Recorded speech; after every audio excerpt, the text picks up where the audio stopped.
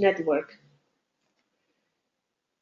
To tell you a little bit about us, the Climate and Development Knowledge Network, CDKN, works to change the quality of life for people most challenged by the effects of climate change. We aim to bridge climate change and development policy by enabling developing countries to achieve a low carbon and climate resilient future, along with poverty reduction and human development. CDKN supports decision makers in government, the private and non-governmental sectors at national, regional, and global level in designing and delivering climate-compatible development. We do this by combining research, advisory services, and knowledge sharing in support of locally owned and managed policy processes. CDKN is a North-South alliance that brings together a wide range of expertise and experience. PricewaterhouseCoopers, the Overseas Development Institute, Lead Pakistan, Fundacion Futuro Latinoamericano in Ecuador, and South-South-North in South Africa. Our team includes climate scientists, researchers, economists, consultants, and project managers, along with specialists in communication, knowledge management, and partnership building. CDKN offers a distinctive demand-led approach.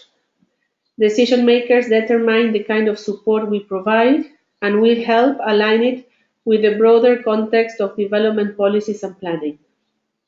We link bottom-up to top-down working at the international, national, and subnational levels.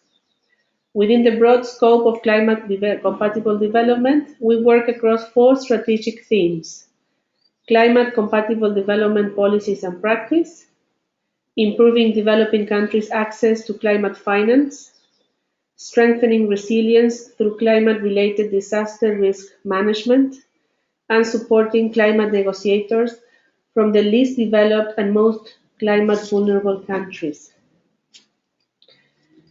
So in this webinar today, we are going to talk about cities and moving ahead on climate-compatible development, experience from Latin America and the Caribbean, and the speaker will be myself, Maria Jose Pacha, and Consuelo Espinosa. So before we begin, I want to go over through some logistics and frequently asked questions. Today's presentation will be recorded and will be uploaded in our YouTube channel, CDKN Network.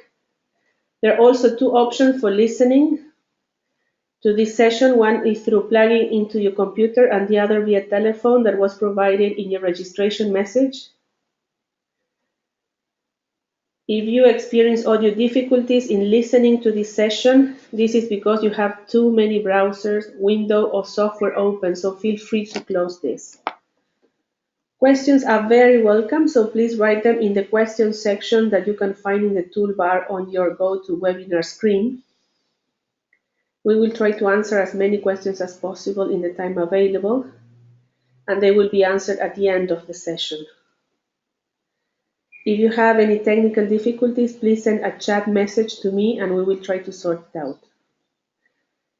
We will have some polls that we would appreciate that you answer them, and surveys during and after the webinar, and they help us understand more your needs. So after this brief introduction, I would like to introduce the presenters for today. So one of them is me, Maria Jose Pacha. I am the Knowledge and Network Manager for Latin America and the Caribbean for CDKN.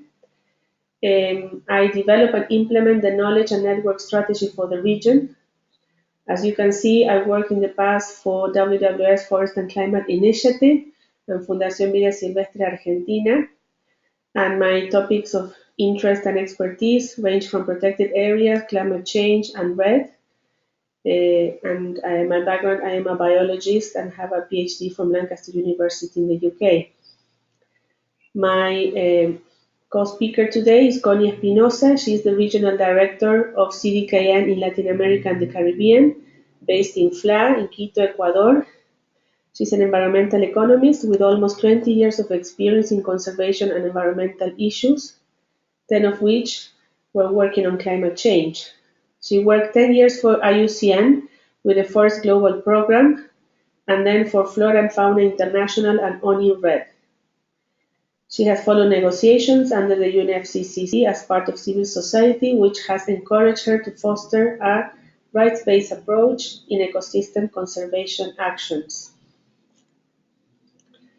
So it would be great if at this moment we can have more information about you, and we would appreciate if you can answer this now.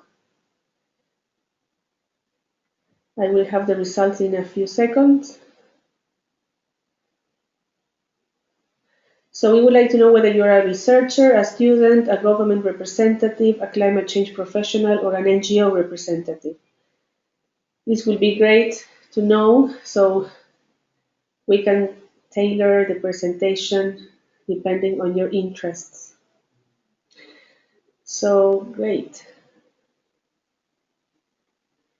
So from this poll, most of you are researchers and climate change professionals, and then followed by an NGO representative. Okay, thank you.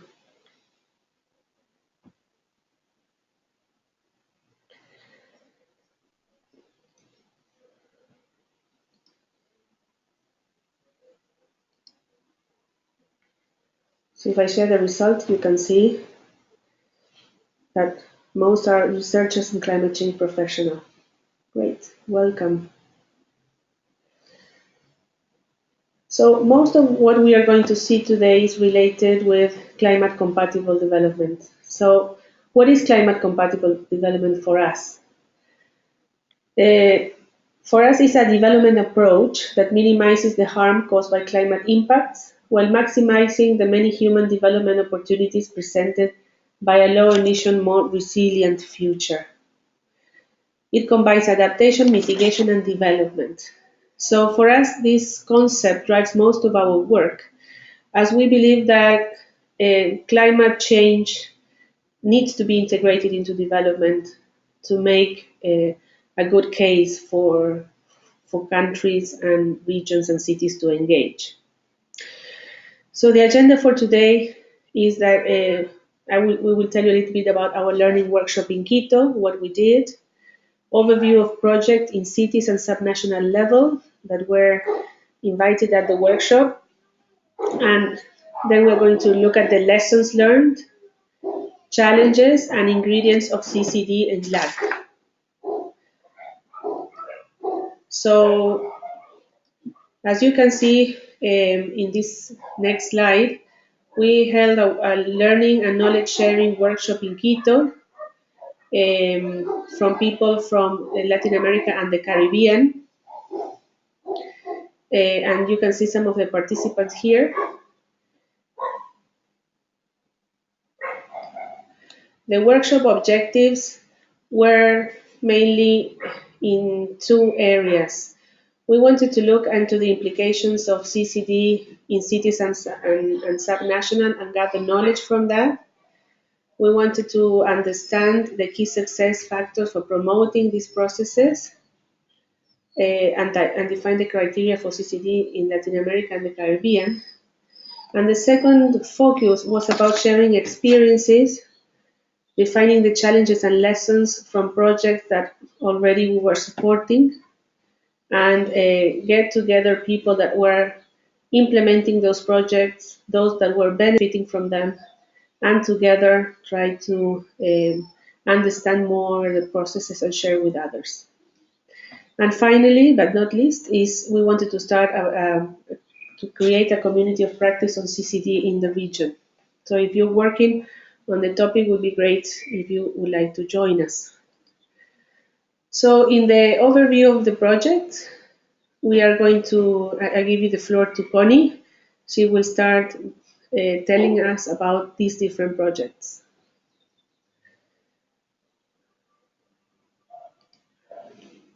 Connie, are you there?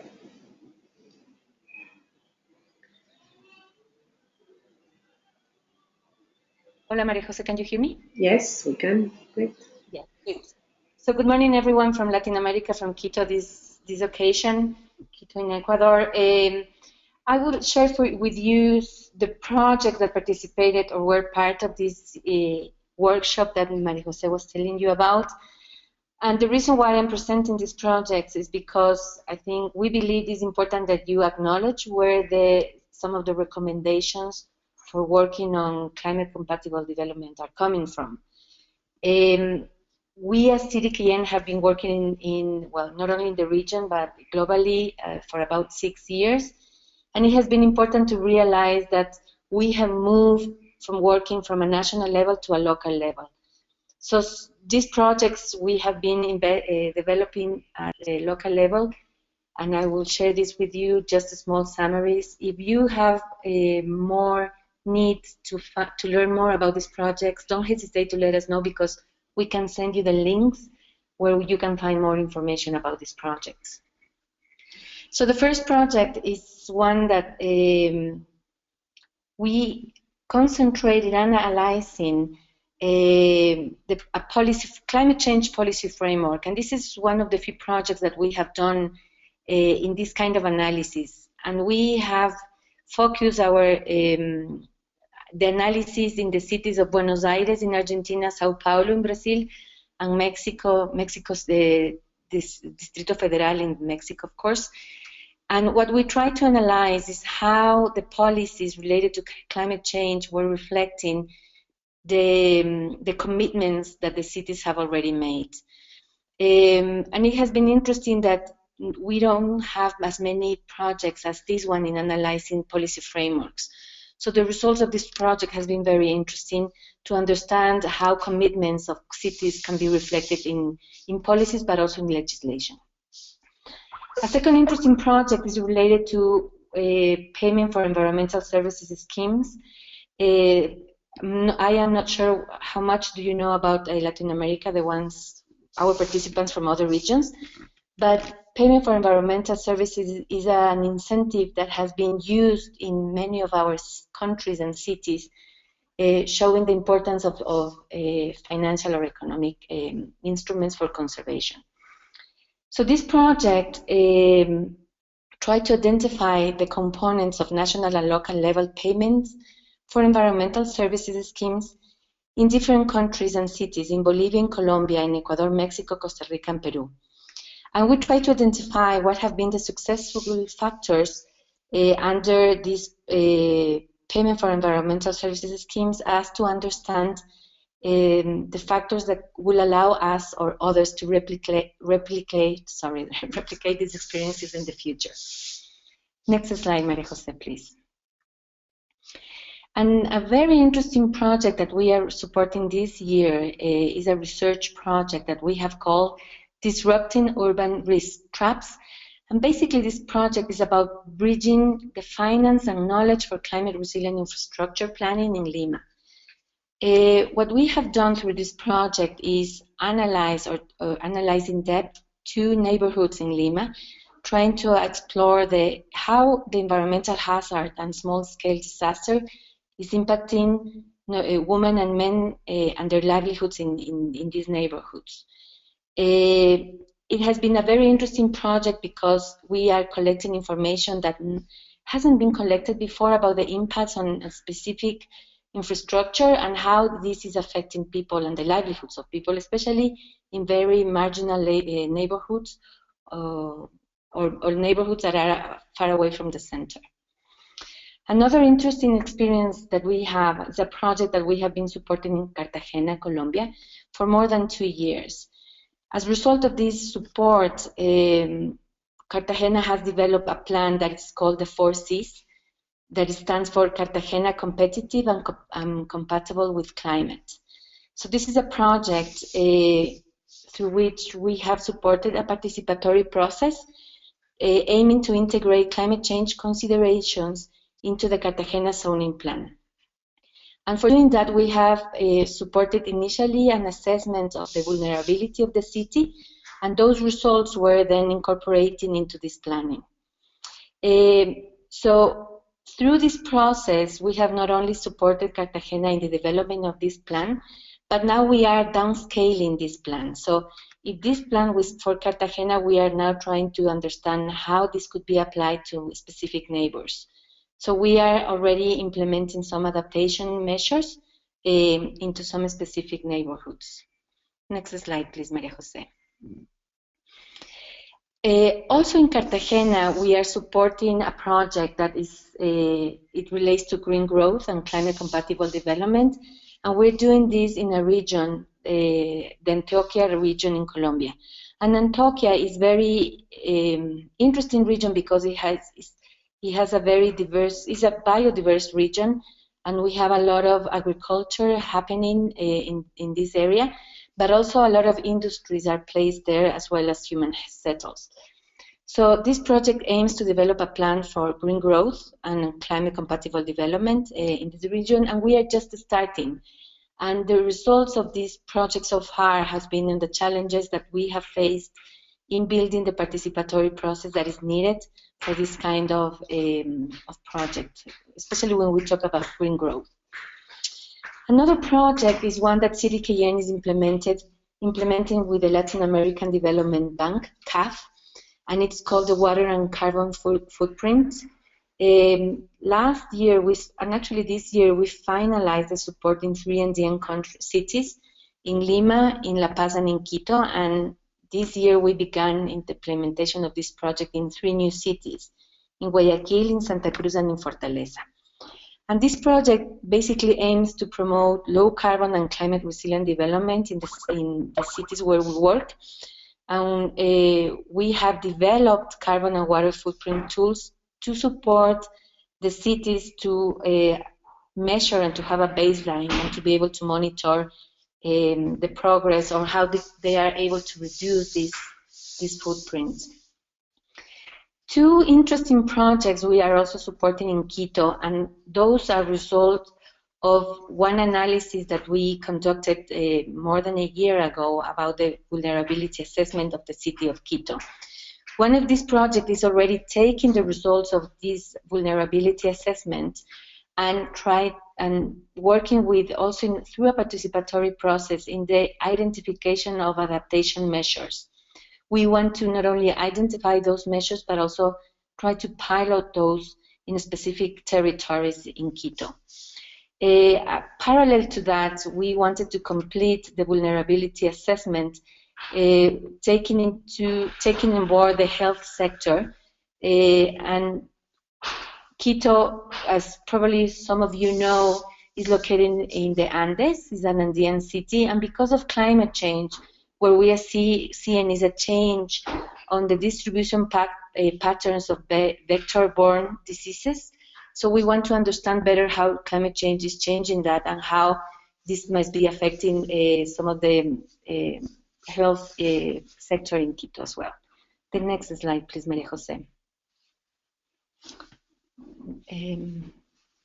Maria Jose, can you hear me? Next slide, please. Yes. So the last projects that I'm going to show you or mention is 2 projects that we have in the Caribbean. The one is on Jamaica, and this is a climate change and inland flooding project. And what we have done there is created an improved flood model in 2 watersheds, showing the extent of flooding and flood water depth. And what we wanted to understand there is to what extent territories were being affected on different scales of flooding. And because flooding is an important effect that Jamaica is seeing in climate change, it was important to have this information in place. And the last project that was with us in the workshop was one that we support in Belize. And it's about identifying opportunities for climate-compatible tourism development in this country. And because Belize has a very strong tourism sector and most of the economy is supported on that, we wanted to assess the vulnerability of this sector because of climate change. So we conducted the assessment and the information was then presented also to some national authorities. So I think with that, this gives you an overview of all the projects that were part of this workshop and the ones that participated in the presentation and generation of the information that Maria Jose is also going to share with you. Thank you. Okay, well, thank you, Connie. So after this brief introduction of the project, we wanted to reflect on what we learned. And from that, with the different teams that were in the workshop, we developed the lessons learned from them. And these lessons can be, we group them in different areas. So I will try to explain what we were talking when we say about them. And remember that also always the focus is on CCD, climate compatible development. So first we started when we talk about the formulation of a CCD proposal. The first lesson learned is that linking the project with local problems or issues is a key factor to advance in the climate agenda and the city level. And what means is that climate change can be considered something global, a global issue that is not affecting us really at this moment. And it's important to try to link that with something concrete and a local agenda that the city already has to make it making it a valuable item to work in. So this local framing of climate change is key to move forward on this. Then the other one is about the political will that we need to achieve at the highest level of local government, as they need to be engaged to achieve a concrete commitment and ownership as part of their agendas. And this is related with the project. We learned this in the project, in the footprint project in Lima, Quito, and La Paz, where in order to get this political support, those mayors interested at the city level needed to submit a letter of intention of joining the project. And this resulted in that the different secretaries or areas of the municipality were open to the staff of the project, and also we built the capacity of the staff, but without this political will is very difficult to achieve. Then on achieving the sustainability of a CCD proposal, yes, as we will see later, one of the challenges is to try to make the project to continue and to achieve its own sustainability. For us, we learned that it's essential to leave installed capacity and tools in the local government with technical support to make possible the sustainability of the process and the replication in other cities. And we learned that in the Footprints project as well. As in all the 3 cities where we started, they have the ability now to continue on their own, as they have the capacity and also specific tools for the municipality where they can move forward and calculate their own water and carbon footprint, monitor that, and adapt to their needs. So when we are working with different stakeholders, donors, and implementing agencies and governments, I think that we have to reflect on project governance. So here, when we have a regional multi-actor project with different sources of funding, it is required to have an horizontal governance and adapted management system. Also, this is another lesson from the Footprints project, where they set a special committee where you had the representatives of the municipality, you have the implementers of the project, in this case SASA, consultancy from Bolivia, and also other key stakeholders like donors to make decisions in an horizontal way. Something that we were told that when we have a multi-donor project, the different system that each donor agency has can delay the progress, and it's important to be adaptive, and the donor agency also can understand the complexity that the projects are facing. The second lesson on project governance is that it's important to standardize and agree on complex concepts with key partners. The topics about climate compatible development is difficult to understand at the beginning, and there are many different terminology that are being used by other organizations like low carbon development, like green growth, and it's key to agree on what are these terminologies, the difference between them, and be on the same page to try to implement the project in the best possible way. Something key to achieve CCD, as we are going to see, is to have effective participation.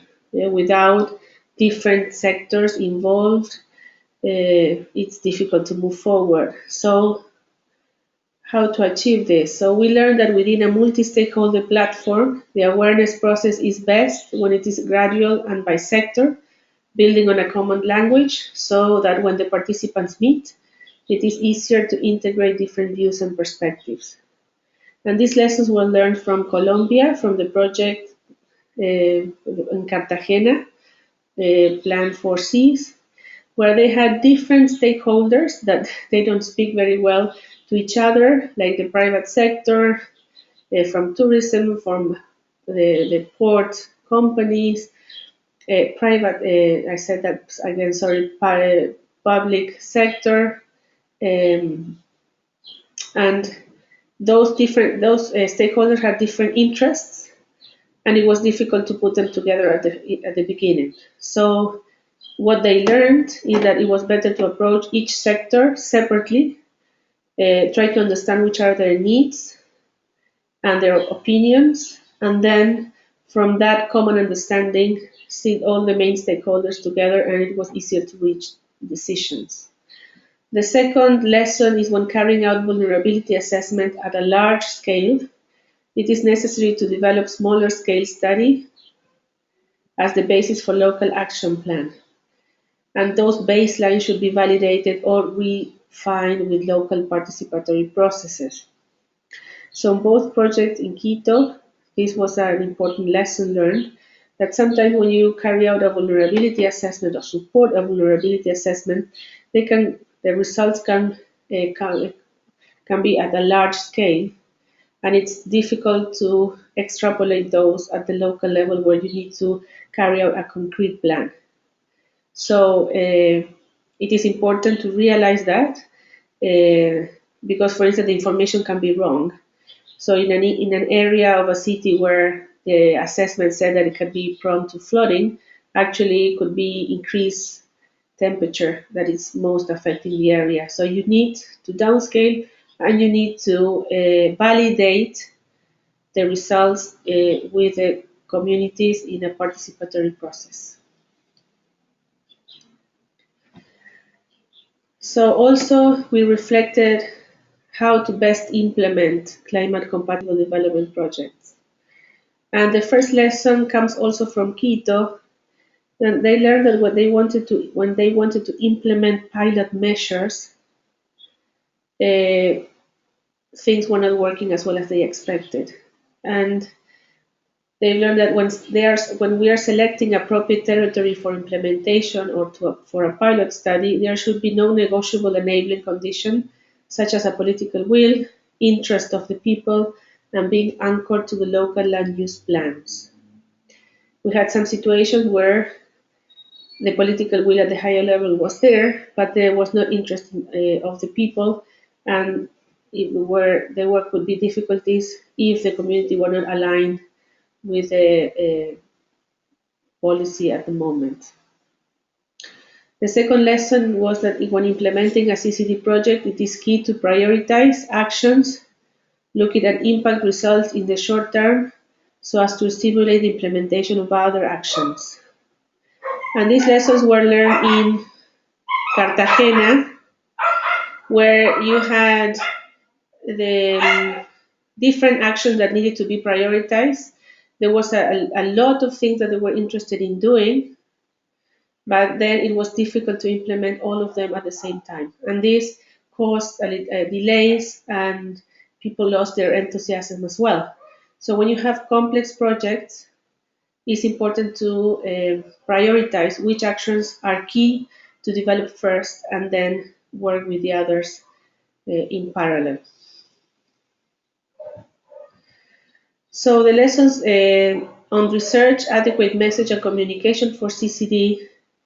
It's important to understand that data, information, and knowledge must be mobilized through different scales. This could be bottom up and up bottom as well, and in a way that can be particularly understood by local communities and grassroots movements.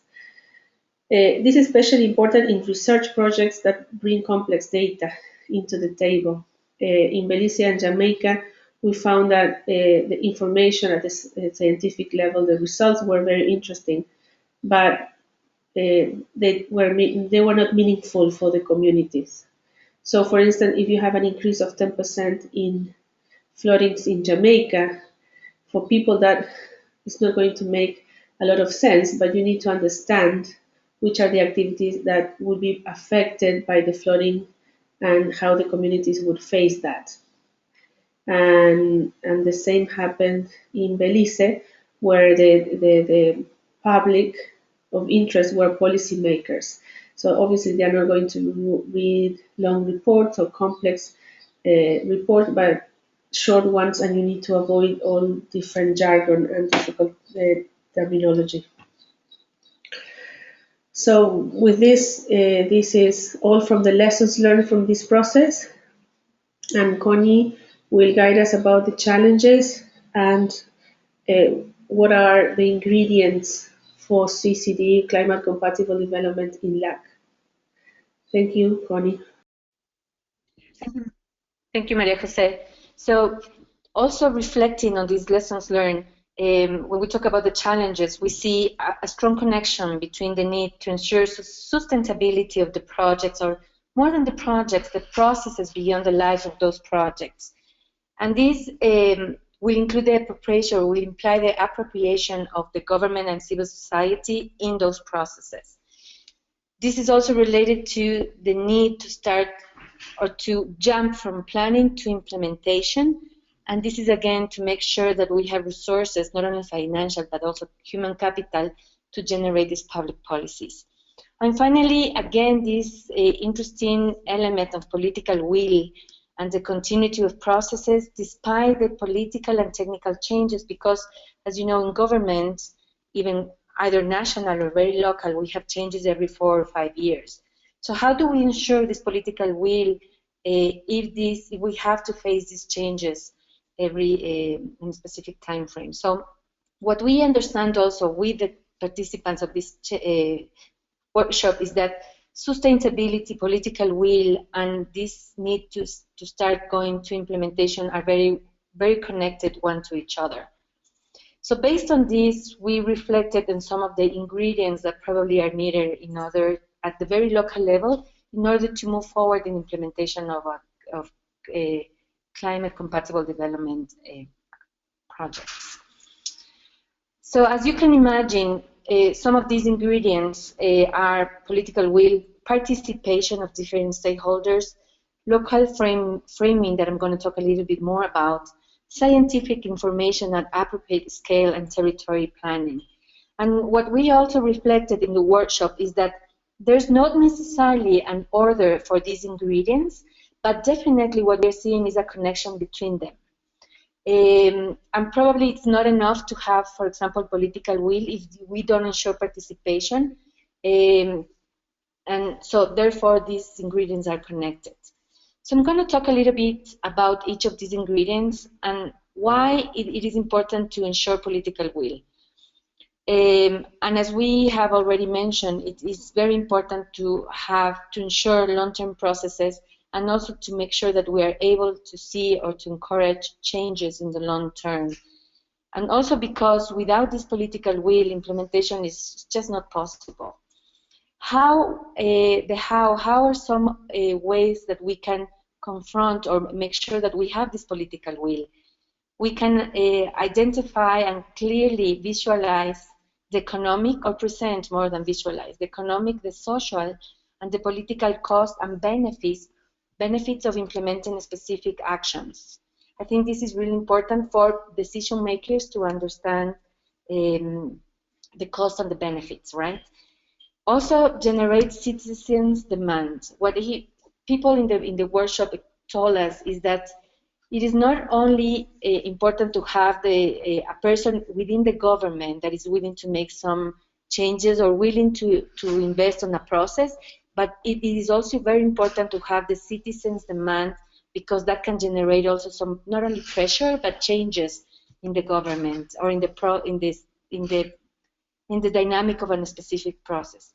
And of course, the possibility of identifying a champion within the government is also very important, or has been very important, in making sure the political will exists. Next slide, please. Participation. Why participation is very important? At least in Latin America, participation or the involvement of different stakeholders is a key ingredient in, I think, most of the policy-making processes. And one of the reasons why is because people or different actors are part of the solutions, and through participation we can develop co-responsibility. We can also promote empowerment, legitimacy of actions or proposals, and transparency as well. This is a way of reaching agreements, also to have integrity by considering different actors, and we ensure a good representation of different stakeholders and sectors. Now, we also discuss about how we can make sure that we encourage participation, and it was a very interesting case that was presented to us, and they say that it is important to have an identification of the different stakeholders and actors, and therefore conducting a stakeholder mapping.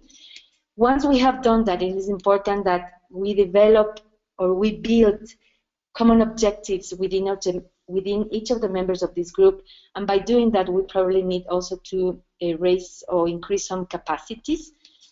For doing this, we might need to generate a permanent or a sustained participation processes, and those could be tables, dialogue tables, working groups, or other permanent platform.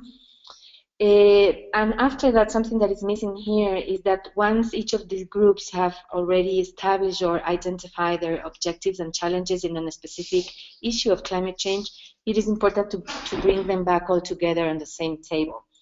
Some of the suggested mechanisms are capacity building, knowledge management, communication and dissemination, but also the democratization of the information as well. Next slide, Maria Jose, please. Another ingredient is local framing, and this is, we try to look for the best wording in this. And the explanation here is that most of the climate change problems have been presented as global problems. How do we downscale, or how do we frame these global problems into a very local problems? How do these global problems reflect at the very local level? So there's a need to recognize how these global problems look like in the very local level. So this is local framing.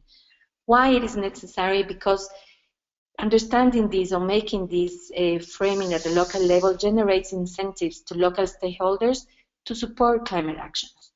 But it also because it empowers local stakeholders on the climate agenda, and it's a necessary condition to get the political support by the municipal government and the participation of other stakeholders. How we can get this local framing is by raising climate policies addressing local problems, so making sure that the local problems or the policies at the very local level are targeting problems at the local level and not only resolving a global problem, but also identifying and generating other benefits, making sure that we are clear on what are the other economic, other environmental and social, potentially cultural and political also benefits of a specific measure. A climate change measure could be mitigation or adaptation, but also through a communication strategy for public and concentrating on a specific type of benefit as well. So it's communicating and making sure that we are reaching the public that we need to reach.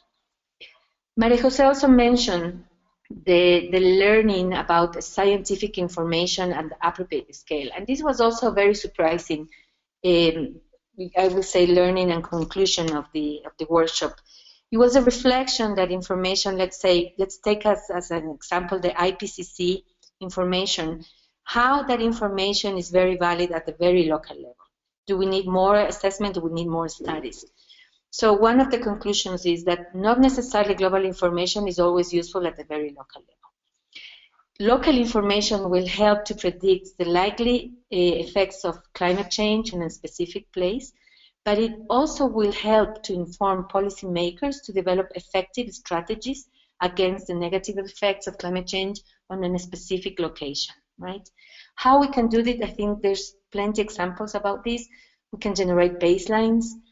We can promote the inclusion of participation of universities or research institutes to conduct more research on climate change. We can also develop monitoring and evaluation systems to help decision-making processes as well. Next slide, Maria Jose, please.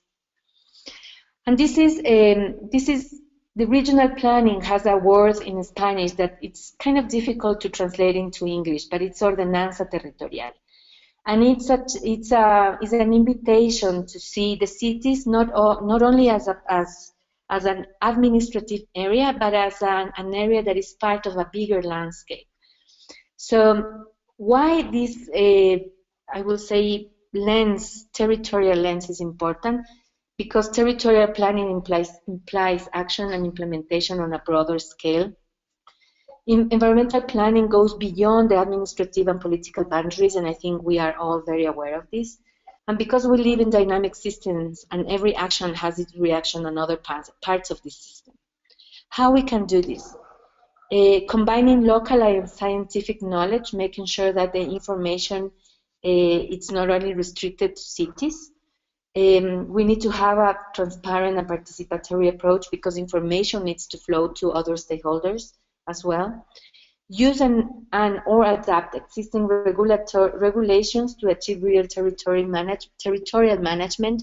And this is also considering the need to identify solutions that are not only targeting one sector, but solutions that are more integral in making sure that all sectors on an economy can benefit from a specific action, and to seek outreach to community needs and conservation. And I think it's also this is an invitation to expand the scope of our analysis as well. And I think this is the last one, Maria Jose. Yes. Yes. So I know Maria Jose is going to summarize this, but basically through this workshop we have identified the challenges, the lessons learned, then the challenges, and then some of the ingredients. And I am sure that most of you that are also implementing activities or projects on the ground will have found some of these challenges or ingredients very similar to your practice, but we will be more than happy to learn a little bit more about the challenges that you face as well. Maria Jose. Okay, well, thank you, Connie. This part of what we think are the ingredients for CCD in Latin America and the Caribbean is a very important part of our work because we work in a global organization, but we believe that each region has its own context that needs to be respected and acknowledged. So we invite you to visit our resources. We have a newsletter, a monthly newsletter. We have other webinars. We have one per month, and you can see them in the CDKN network YouTube channel. And we have also resources and publications. If you're interested in knowing more about the work we are doing in LAC, you can look at the Spanish option of the website, and you will see all the resources in Spanish. So we have some time for questions now. And here I have two questions for you, Connie. I will read the first one. So from your own experience, which is the appropriate scale to work on climate compatible development to make a real impact?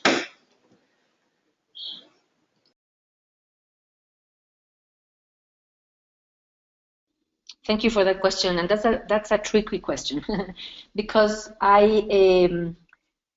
we can find a range of different examples, and I can start with a very complex context, our political context. We have worked in cities where the local authority is not from the same party as the national government. So depending on this, on the strategy or the decision of the national government, sometimes at the very local level it's easier to make or take some decisions or make some decisions on climate compatible development, and actions sometimes are faster for implementation. So in this, I will say that in either in this example or in another one where there's alignment between local government and national government, I strongly believe that the impact that we can make at very local level is faster, I would say, and we can see more scale, more impacts on that.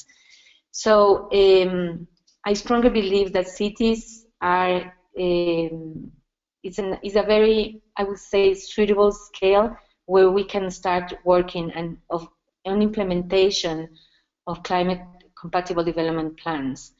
Also because when we downscale, and reflecting on the learnings, when we downscale the impacts, when we downscale the information, and we analyze what are the actions that we need to take or to put in place, again, is the very local level that will give us more of the answers. However, something that we have also acknowledged and recognized is that these local actions do not make a lot of sense or are not possible to keep implementing without a national framework, a national policy framework. And this is when the two levels are combined. It's good to have the policies, the national policies in place to ensure or to foster and promote the implementation of local activities. And I think that one of the challenges, therefore, is that once we have the national framework or the policies in place, it is important that we go down to one territory and see how those policies can be implemented there. So hopefully I have answered that question. Yes, thank you. And we have another one here, which is the role that you think that cities will have after this year COP, when the country commitments will be agreed? Yes, that's a very good question. And what we want to see, I think that we need to expect to see two different things. The first one is what will be the result of Paris, as to understand the level of not only commitment, but sort of compulsory or obligation that countries will have. And let's not forget that also in Paris, there's majors are going to meet and going to sit together, and they are also going to arrive or agree on some commitments. So we need to see both, and we need to analyze both, because again, and you know, these countries have to present until the end of October the national contributions in mitigation and in adaptation. And again, in relation or as an analogy of what I just said on the previous question, we need to go back to the territories, and based on the agreements of or the commitments that our countries are making, and also on the result of the Paris Agreement, we need to see how those commitments are going to look like in territory, because not all of the national commitments will be applied in the same way in the different territories. And this is when the particularities are important, and this is when the information or the specific information at local level is important. So again, we need to see the results, but going back to the territories and prioritizing where we're going to start, I think is going to be very important to make sure that we have a very good, a real impact on the ground and on results.